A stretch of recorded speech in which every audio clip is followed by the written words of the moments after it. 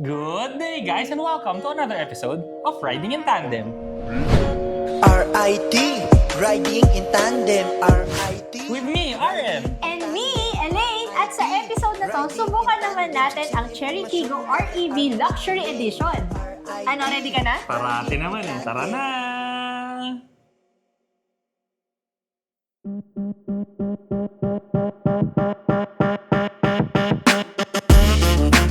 Ang makina nito ay 1.5-liter turbocharged gasoline engine plus electric motor.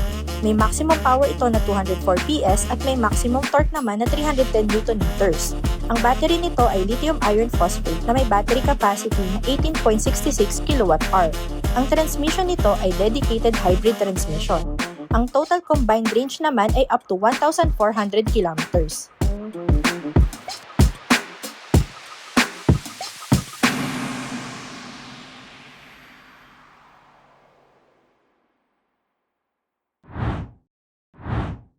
Naghahanap ka ba ng classy 7-seater crossover SUV? Naubod ng tipid pang daily drive? Saktong-sakto sa'yo to! Elegante ang lines and shapes, simula sa hood, ilaw, at bumpers. Malinis tignan yung unahan kasi walang butas yung grille. May mga konting chrome accents lang. Classy and functional dahil may sensors para sa ADAS, camera para sa 540-degree view, projector LED na ilaw, at functional air vents. May parking sensors din dito sa unahan at meron siyang functional green plate kasi wala kang coding. Sa sides, malinis tignan, smooth ang mga lines, meron pa ring matte body moldings pero flush sa body kaya hindi masyadong halata. May konting kinang din kasi meron siyang chrome accent sa bintana at sa ilalim ng pintuan. Tastefully done. Tumutupi din ang door handles kaya swabing-swabe ang itsura. Two-tone ng rims at pang bling-bling yung itsura pero hindi naman siya sobrang laki kaya komportable pa rin. Ang size ng goma 235/55 R18. Nasa passenger side ang saksakan ng charger at nasa driver side naman ang para sa gasolina. Dito sa likod, one-piece ang taillights. LED ang mga ilaw, may shark's fin antenna, spoiler na may third brake light, defogger, wiper, camera, at parking sensors. Auto tailgate din. Classy talaga pero attainable ang presyo. Hello, Cherry. Open sunshade. Yan, para mas maliwaliwanag tayo. So sa labas, kung napansin nyo, no, classy yung design niya, no, sosyalin. Dito naman sa loob, no, luxurious. As in, sobrang luxurious. Yung dashboard, yung mga sidings, yung ibabaw kasi niya, Alcantara. So hindi siya yung ordinary lang na leather, no. Itong Alcantara kasi makikita mo lang yan sa mga mamahaling sasakyan. Pero ito, 1.5 something million lang pero may ganito na kaagad. So, punch above its class. So, maliban dyan, meron din tong mga ambient lighting. Gustong-gusto ko rin dito yung brushed metal na design sa pintuan din tsaka sa dashboard. Sa ilalim na part ng dashboard, may leather din dyan. Ang laki-laki rin ng infotainment system, 15.6 inches. Kompleto rin yan. May Android Auto, Apple CarPlay, pati 360 camera, makikita mo rin dyan. Ang instrument cluster naman, 10.25 inches. So, kompleto rin ang info dito, no? Kasi unang tingin mo pa lang, tire pressure monitoring system. May speedometer, syempre, tachometer wala na dahil nga plug-in hybrid tayo. Pero makikita mo dito kung anong mode mo. Kunwari, HEV ka ba o EV ka or Eco, Normal, or Sport. Leather-wrapped ang manibela, meron siyang piano black finish at saka silver accents. Sa left side, may control siya para sa adaptive cruise control dahil nga meron tong ADAS system. Sa right side controls naman para sa infotainment system. Lahat ng mga pindutan dito, no, nasa screen na. So, malinis na malinis yung design ng dashboard. Meron lang siyang aircon vent sa gitna at saka sa gilid. Sa center console naman, merong dalawang lalagyan ng phone sa ibabaw. No? Yung left side, meron siyang wireless charging. Yung right side naman, walang wireless charging. So, kung di mo na kailangan mag-wireless charge, urong mo lang sa right side yung phone mo. Pero ngayon, kailangan ko mag-charge kaya dyan ka lang sa left side. Nawawala rin dito yung shifter, no? Kasi para mas maluwag dito, nilagay nila yung shifter dito sa likod ng manibela. Ibababa mo lang kung drive, itataas mo kung reverse, tapos kung park, pipindutin mo lang yung dulo. Ang pindutan lang dito sa center console, no, yung pilian ng modes. So yung modes kasi na to, ito twist mo lang, so makakapamili ka kung eco, normal, or sport mode. Pag nagpalit ka pa ng modes, no, pwede mong iset yung ambient lighting na magpalit-palit. So ngayon kasi green siya, pag tinwist mo, eco, pag nag-normal ka, yan, blue naman siya. Pag nag-sport ka naman, red naman siya. Nandito rin yung hazard switch, so madali lang abutin, no? Hindi mo naaabutin dun sa malayo, nandito lang. Meron din siyang EV tsaka HEV mode. So pag-usapan lang natin ng konti yung makina, no? Chery Super Hybrid System to. So baka malito kasi kayo, di ba? Chery REV yung pangalan. So yung REV, hindi range extender vehicle. So yung ibig sabihin ng REV, recreational vehicle. Ang technology ng makina nito, Chery Super Hybrid. So anong ibig sabihin nun? Pwede mo siyang isaksak para may kuryente ka para magamit mo yung electric vehicle mode. Meron din tong regenerative braking. Tapos meron siyang HEV mode, so hybrid electric vehicle mode. Hindi to range extender, kaya nitong mag series mode tsaka parallel na mode. So hindi mo naman na kailangang isipin yun, no? Para alam nyo lang, yung series mode kasi yun yung makina, yung magcha-charge lang ng battery. Yun namang parallel mode, yung engine mo, kaya rin niyang magpatakbo ng sasakyan at mag-charge ng battery. So, pareho yun, kayang gawin itong Chery Tiggo REV. Ang kasunod namang mga pindutan, yung sa aircon tsaka sa defogger. Meron din ditong dalawang cup holders, meron ding center console na leather wrap, tapos yung pagbukas niya, pag pindot mo, no, ang bukas pa, ganun, pabuka. Napakalaki ng space dito at pwede mo rin siyang gawing cooler. Kakaiba rin yung mga upuan dito, no? Kasi unlike sa mga ordinary na leather seats, eto kasi, no, parang suede-like material din. Parang Alcantara rin yung material na ginamit dito. Tapos perforated pa. Ang ganda ng bolstering, napakalambot, komportable. Hindi ka rin dudulas-dulas kasi makapit siya. Pareho pa tong power adjustable seats. Meron din tong control sa side para pwede mong i-control kahit nasa likod ka.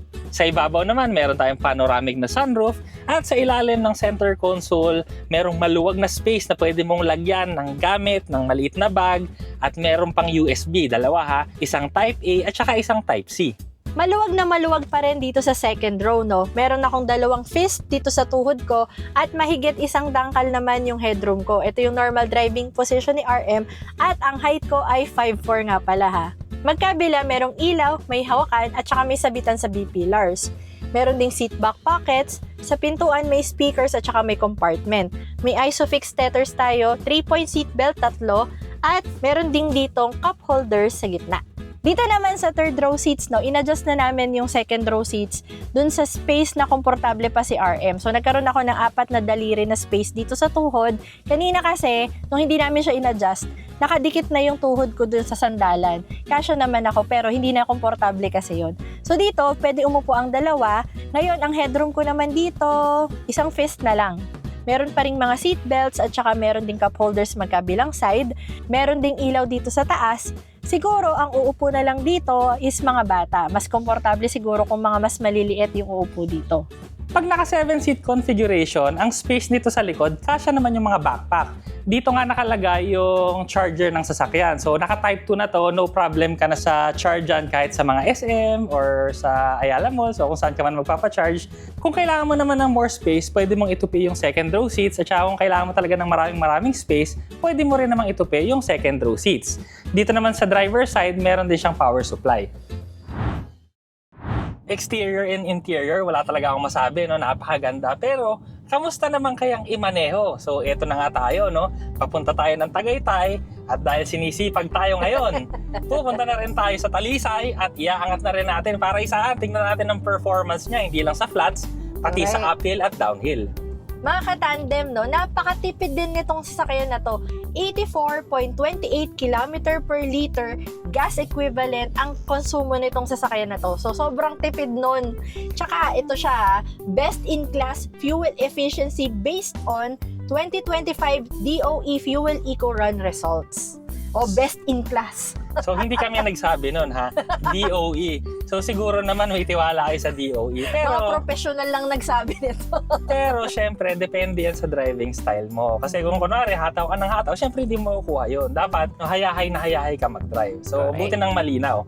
Tsaka gusto ko lang din sabihin, no? Kasi, nasa isip kasi ng mga ibang Pilipino, no? New technology.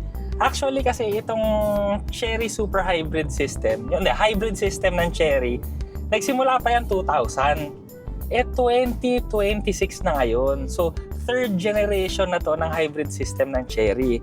So actually, sa Pilipino, oo, bago, pero yung technology nito, subok na ng China. Kasi nga, 26 years na umaandar to sa China. Oh my God, So, subok na to. patrentahin na pala. Oo, trentahin na to. So, yun lang, sa mga, kasi maraming Pilipino kasi hindi nakakaalam yan eh. So, ang alam lang nila yung nasa Pilipinas, pero yung international, hindi nila alam. So, sa driving, kamusta ba siya? Unang-unang napansin ko dito, dahil nga CSH, Chery Super Hybrid System, meron tong gas at saka meron tong electric motor. Pero sa tagal-tagal na ginagamit na namin to, city driving, expressway driving, ngayon uphill pa tayo, dahil nga Patagaytay, hindi ko talaga marinig yung engine. Hindi talaga. Naka-eco mode tayo ngayon. So sasadyain ko na paunahin sila para lang mabirit ko ha. Birit ko. Oh my God. Birit ko. Oh my God. Ang tulin niya sa eco mode. Actually, matutuwa ka na sa eco mode. Pero ang pinaka-importante kasi nun, narinig nyo ba yung makina? Wala. Narinig mo ba yung makina? Wala, naramdaman ko lang yung ulo ko gumano sa... O, diba? Ang driving range ng sasakyan na to kapag ka naka pure EV mode, nasa around 100 kilometers. Pero pagka ginamit mo ng combined na, yung combined range niya up to 1,400 kilometers. Oo. Actually, kanina nga ang nakalagay dito sa range ko, 1,000. Wow! So, di ba? Ang kulit, di ba? Pagka kunwari nakagas ka, pagka normal na 42 liter na 1.5 liter, mga 300 plus lang yan eh. Ito nakakatawa, 1,000 ha? 1,000? Anyway, Ay, nako. saktong-sakto para sa akin yung bigat ng steering. Actually, hindi nga bigat ng steering eh, no? Dapat yung gaan ng steering. Kasi pagka nasa subdivision ka, gaya sa amin, no? Napakadali niyang i-turn. Tapos pagka naman matulin yung andar mo, or expressway speeds, no, sobrang stable din kasi tumitigas siya. Yun naman yung gusto mo kasi, no, pagka nasa expressway ka, para hindi yung twitchy yung sasakyan. Mas madali mong makokontrol, diba? Oo, yung parang straight na straight yung andar niya. Ang acceleration naman nito, napakatindi. Kasi eco mode lang tayo ngayon, pero pag tinapakan ko yung gasolina, accelerator pala, ang lakas talaga ng hatak niya. Parang di eco mode na naman to eh, no? Ito na naman tayo eh, eco mode, pero parang di ka naman binibitin. Hindi ka na talaga mabibitin sa eco mode. Paakyat pa tayo ha, kasi nga nasa Aguinaldo Highway tayo, paakyat ng Tagaytay. Ang braking naman ito, hindi ka rin maninibago kasi malakas yung braking, yung una pa lang may kagat na siya. Sa transmission, wala ka rin mararamdaman na shifting kasi naka DHT na to, so dedicated hybrid transmission. Ako naman, no, ang pinaka na-enjoy ko dito, yung komportabling ride niya. Pang malayuan talaga hindi ka mapapagod. At saka kasi tahimik siya, maluwag, yung comfort level niya talaga iba. Pero kahit sobrang komportable niya, no, pagka nag-cornering ka dito, no, sunod na sunod din. So syempre hindi siya kasing sharp ng mga sedan, no, pero pwedeng-pwede na mag-e-enjoy ka na dito. Sumusunod naman eh. Etong sasakyan na to, no, malaki siya sa labas. Pero pagka kasi dinrive nyo siya, yung hood niya kasi medyo pababa. Kaya kita nyo yung harapan niya. Hindi kayo masyadong mag-aalangan dito na tansyahin siya. Although malaki yung sasakyan, pagka nandito kayo sa loob, madali lang. Ang aircon nito, tamang-tama lang. Kasi nga, naka-dual climate control naman siya. So, ilagay mo lang yung temperature dyan. Okay na yan. Kusa na siyang aandar. Plus, yung radyo, napakaganda ng tunog. Kasi 12 speaker na Sony system pala to. Yun na nga. Kaya talagang Hindi nila tinipid dun eh, no? Oo. Hanggang kahit nandito ka sa unahan, no, maririnig mo may kalansing yung likod. Galing. Taray nung kalansi. So, may kalansing yung likod, tapos yung subwoofer, ramdam mo. Galing. Actually, ang hirap nitong sasakyan na to, no? Kasi ito yung mga sasakyan na pag ginamit mo, wala kang maireklamo. Feeling ko kasi, kunwari ako yung pupunta sa dealer, tapos naghahanap ako ng 7-seater, gusto ko yung komportable, social. Alam mo yun, ito yung pag tinest drive mo siya, wala kang maireklamo, napakaganda. Kaya talagang baka mapabili ka na kaagad. Correct. Kung ako sa inyo, no, mag-test drive kayo nito para maramdaman nyo rin yung mga sinasabi namin. Correct. Ako ang pinaka-selling point sa akin dito, yung tipid talaga. Siyempre, mga ano tayo eh. Mga nagbabudget tayo kasi siyempre, mahal ng gasolina ngayon. Alam mo na, daming mga gastusin. So, winner na winner sa akin yung tipid nito. Oh, tsaka pwede kang umandar ng EV mode, so mas makakatipid ka pa sa gasolina. Hindi ka nagagamit ng gasolina. Tsaka 7-seater pa. Alam mo yun, parang ano pa ba? Meron din tong V2L, so in case lang na mawala ng kuryente sa inyo, o di pwede mong gamitin yung kuryente nito, magsaksakan ng ilaw, ng electric fan, o di survive na kayo kung mawala ng kuryente. Ang Cherry Tiggo REV Luxury Edition ay nagkakahalaga ng 1,548,000 pesos. Ito naman ang safety and security features. Paliko na tayo ngayon, no? Papunta tayo ng Ligaya Drive. So yan, Talisay, Batangas. So ngayon si Elaine naman yung magdadrive para makita nyo rin na kung kakayanin niya. Kaya mo yan! Grabe ka naman!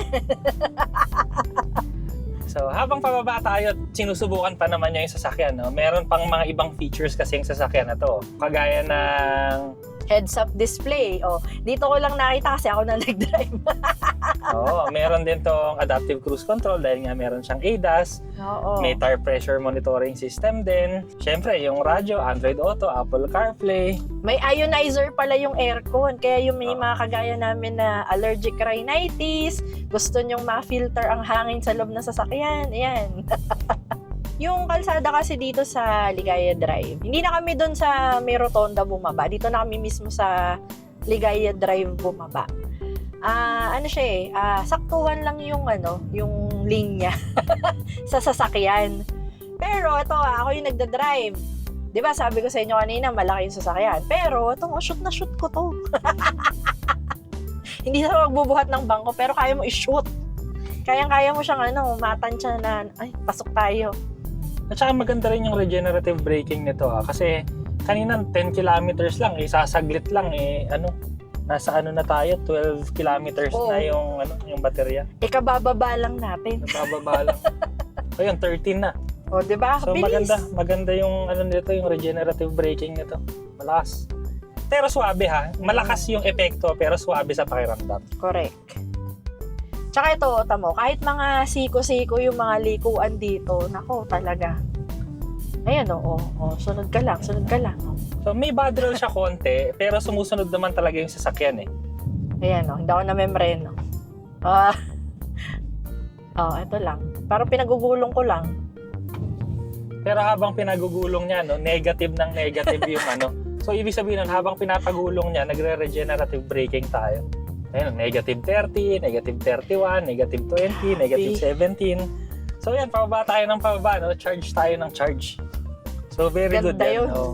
Kasi yung charge mo, at least magagamit mo ulit na paahon. Ayan, 14 kilometers na yung Diyos ko, paano mo pa kaya talaga mauubos yung gasolina nito? Kunyari, dito ka nakatira sa yung pababa. Yung bababa kang ganyan. Magcha-charge pa yung baterya mo. Itutuloy na muna namin tong pababa ng Talisay. Tapos, ang pinaka-importante naman kasi talaga yung pahon, no? Correct. So, yun talaga yung pakiramdaman natin kung mararamdaman na natin yung makina. Kasi talagang hanggang ngayon, hindi ko pa rin nararamdaman yung makina eh. So, kita-kita na lang tayo maya-maya. Walang nararamdaman, walang naririnig. Wala. Paakyat na tayo ngayon ng Ligaya Drive ulit, syempre. Pero ang napansin ko, nung pababa natin, naging 25 kilometers yung range ng baterya natin. So, nadagdagan tayo ng approximately 15, no? Grabe. Okay yun. So, 15? di ba? Bumaba ka lang, tapos na-charge pa tayo. Imbis na nabawasan tayo, nadagdagan pa. Ngayon, ang titingnan natin, kung ano yung performance niya, paahon. Kasi yun naman talaga yung pinunta natin dito, yung ahon. Pero so far, wala, hindi ko pa rin naririnig yung makina. Baka naman nabingi ka kasi bumaba tayo, nagkahangin yung tenga mo. Hindi, pero wala talaga kami naririnig. Wala talaga. Etong susunod na to, medyo matarik na talagang ahon to. So, tingnan natin kung kamusta yung yung tapak mo ng gas. Kung hirap ba, slow mo pa. Slow. Yung nasa harap, nag-i-slow mo. Yung tapa ko ng gas, hindi ako nag-iiba. Parang dire-diretso lang siya. Yung hindi ko na dinidina na, parang naka-steady lang na ganun. Tapos hindi ko pa rin narinig yung makina. Wala. Ang gawin mo nga, slow mo pa. Wala namang sasakyan sa likod, di ba? Wala. Pag wala. Pero pag meron, yan, sige, tapos ahong ka lang, dahan-dahan.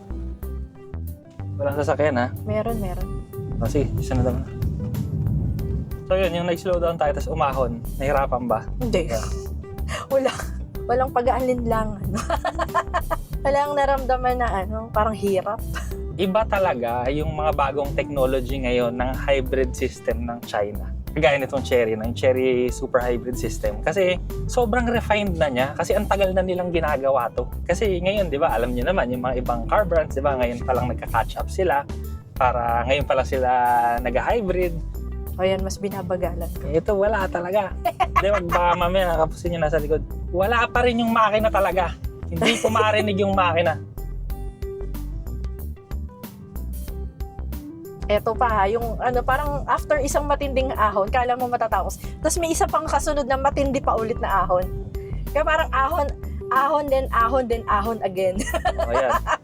Nawawala na ng mga energy yung mga sasakyan sa unahan natin. Pero ito kasi hindi mo naman dinidiinan. Wala, steady lang yung pa ako. Parang na sila hinihingal. Tapos tayo parang steady pace lang. Ayan nakakabawi sila pag medyo pumatag ng konti, ganyan. Tapos tayo wala lang, dire-diretso lang. So, easy. Pero ngayon, para alam niyo lang din, so yung aircon namin, normal lang siya, naka 23 degrees Celsius kami. Ang karga namin, isang bag lang, tapos dalawang bag. Dalawang bag, tapos kami lang dalawa. Wala, pero feeling ko sa sobrang walang kahirap-hirap kasi kahit punuin mo to, kayang-kaya sigurado. Correct. Kaya tingnan natin, baka mamaya, masubukan din natin to ng Lion's Head Ducks. Lions. Kaya tingnan natin. Wala talagang masabi sa sakyan na to. Ang masasabi ko lang sa inyo, Yun yung masakit sa ulo yung wala kang masabi. i-test drive nyo na lang, maganda to. Yun yung masasabi ko. So ikaw, anong masasabi mo sa sasakyan na to? Madaling-dalin kahit siya, kahit yung malaki siya. Kasi maluwag sa loob alam mo yun, 7-seater, marami kayong malalagay, maraming makakasakay. Maluwag, yun nga, matipid. Tapos, ganito yung andar. Ano may reklamo ko? Wala akong reklamo. At saka nagagawa niya yung lahat, yung tipid na drive, yung matulin. Tsaka ito pa, yung feel na feel ko kasi, di ba, sobrang social ng interior, yung Alcantara yung nagdala dito tsaka yung brushed metal. Parang Euro feels talaga yung feeling mo dito sa loob. So parang, alam mo yun, para sa akin, pag kunwari tinanggal mo yung brand sa unahan, tapos sabihin mong Euro car yan, feeling ko ang presyo nito mga 5 million. Pero kunwari, palitan mo ng Japanese brand to, feeling ko ang presyo nito mga 2.6 million. Pero sa totoo lang, 1.5 million lang to. Ang galing, di ba? So, sulit na sulit. Magandang gamitin. Matulin, matipid. Ewan ko na lang kung ano pa hahanapin nyo. Kaya So, kung ako sa inyo, punta na lang kayo sa pinakamalapit na cherry sa inyo at i-test drive nyo to. Maraming salamat sa panonood. Sana nag-enjoy po kayo at may natutunan kayo sa video namin. Next video na. Drive pa more. Test drive nyo. Yun na lang talaga, test drive nyo. Pero Para sabihin nyo naman, baka sabihin nyo na, totoo yung sinasabi namin. Di test drive nyo, diba? test drive nyo, tapos hanapan nyo ng mali. Good luck. RIT, riding in tandem. RIT, riding in tandem. RIT, riding in tandem. Siksik na impormasyon mula kay RM at Elaine. RIT, riding in tandem. RIT,